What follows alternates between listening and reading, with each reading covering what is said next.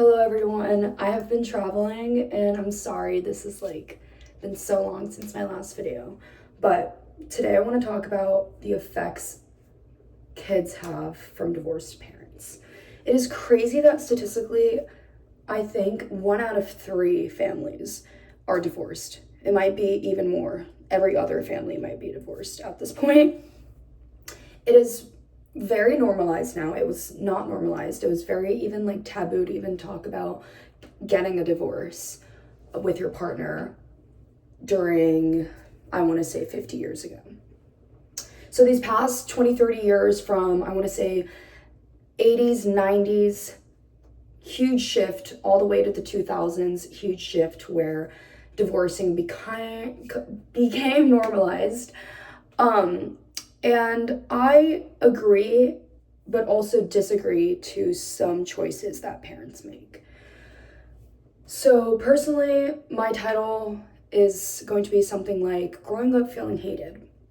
These are my pure emotions. I did grow up feeling hated. I grew up like a volleyball in a volleyball court, going to my dad's house, my mom's house, didn't see my dad for weeks. And then, my mom's talking shit about my dad's talking shit about my mom. So in my brain, I'm like, they hate each other, so I'm a production of hatred. I'm a production of something that didn't want to be born into this world. Unfortunate fact, both of my parents have told me they wish they never had me. That quote, that sentence will never leave my brain until my life ends. So that is something very hard to live with. I have tried to cope with it, go to therapy, whatever.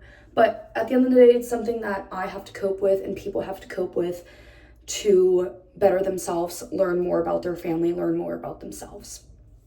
If you're a parent, if you are a child of divorced parents, I want everyone to know that everyone is loved, but that comes within yourself. And growing up, my father would always tell me, oh, you're always with your mother. I bet you guys are talking so much shit about me. You don't like me. You think I'm a bad dad.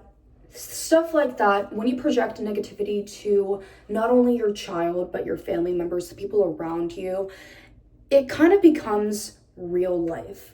For example, even if you are taking an exam, you are in school, you're working, and you go into that exam thinking, oh, I'm going to fail this exam. Oh, I'm not going to do good today at this presentation at work or anything for that matter. You probably won't do good because in your brain, you have already anticipated that negativity and you are projecting within your life. Everything that happens in your life within an action based, when you wake up, you brush your teeth, why do you think you do those things? It's because in your brain, you're like, oh, I need to go to the bathroom when I wake up. Oh, I'm going to wash my face when I, get out of bed.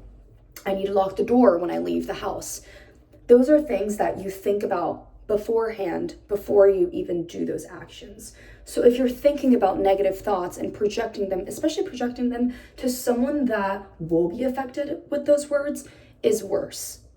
If you're saying something like, oh, I don't like your outfit to a stranger, yes, that is rude, but it probably won't affect them as much as someone that you already know.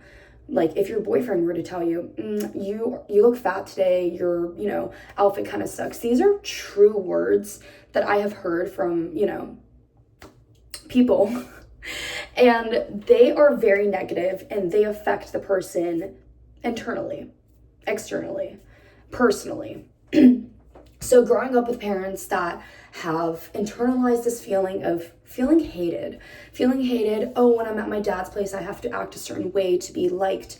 So in a certain way, when I'm with my mom, I have to act a certain way to be on their side. When they talk shit about each other, I'm like, yeah, you're right, because I want to be liked by them.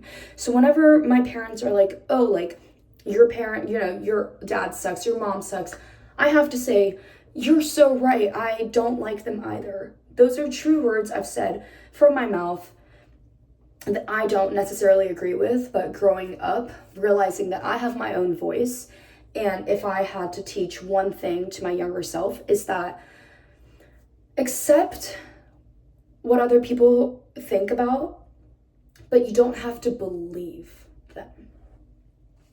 It is very hard feeling hated, growing up, because when you go out into the real world, whether it be your first time making friends in middle school or elementary school, first time getting into a relationship, you can't trust the other person too much, because when the person is opening up about themselves or projecting any negativity, you have learned to cope, to not accept their opinions.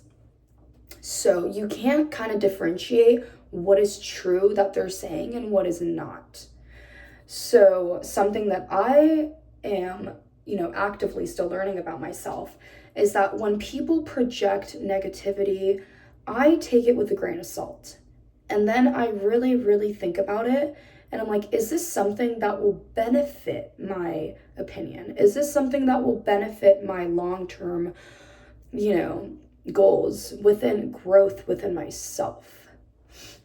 None of this, everything that I'm talking about in this channel is in something that is related to career or relationships. Yes, per se, but it's more about internal individual growth. So it has a lot of effect on a child being divorced, having divorced parents. And I think it's okay, because it sometimes is worse living in an environment where your parents are constantly fighting with each other, constantly bickering. Your child will be in, immense anxiety, in a state where they don't feel stable at any time, because they don't know when each other of their parents will break. If it comes to that point, please break up with your spouse, but please keep in mind to never let your child come in between them. Whether that be school things, school supplies, tuition, field trip slips. Don't tell your kid, oh, ask your dad to pay for it, ask your dad to sign it, ask your mom to figure this out. No, you guys need to figure it out, because the kid has no responsibility in this situation. They are not the mediator. They're not born to be the judge of anyone. You guys have created this mess. You guys have created this argumental state. So you need to figure it out. The kid just needs to feel loved and wanted. And the most important part within a divorced child is when they are, in a state of anxiety, they look back. They see if their parents are at the parents-teacher conference. They see if they're at their recital, at their talent show, whatever the, situation may be. Show up for them. Be there for them. When they look back, wave at them. That creates immense safety and comfort to a child, where it will really just, it doesn't matter if you guys are divorced or separated in any way, because it still creates the same safe space that a child needs. So those are my two, what is the word? Like outcome, intake within my experience. So if you are a child of divorce, that's okay.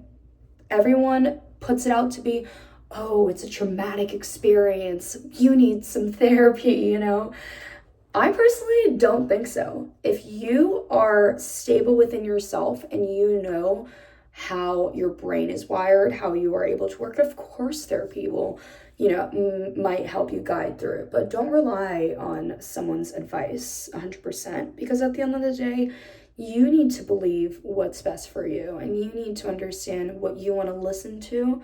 And sometimes you can let it out the other ear. But good advice, let it in, keep it in, and improve that, So thank you for watching, and bye.